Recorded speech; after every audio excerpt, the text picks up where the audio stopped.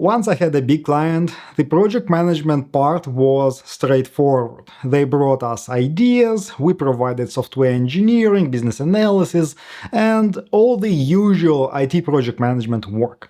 When development finished, it looked like we were done. But that was when the real work started. We shipped a large product update to production every 6 to 8 months.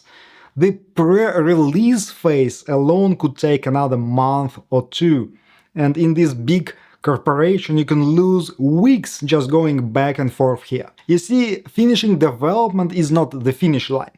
Once the product is built, you need sign-offs for security, performance, and business validation.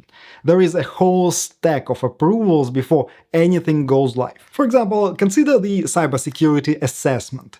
You cannot just request it and get it done next day. The team needs 2 to 3 weeks of lead time before they even start.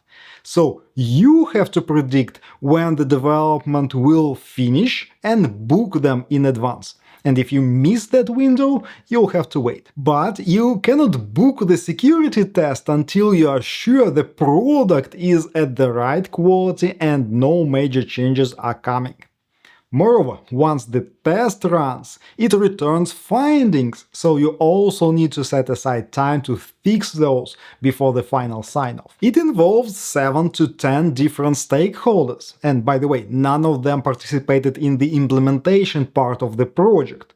Now, someone has to keep everything on track, make sure everyone communicates, and ensure no one misses their part. And that person was me. So you see the challenge of this setup. We had to do all this work while the project has already finished, and we actually started the next release cycle, so we need to do this set of sub-projects while we deliver the next version of the product. So I stopped treating it as a last-minute scramble at the end of every release. I turned it into a system, a repeatable process from finished code to live product, with clear owners and deliverables.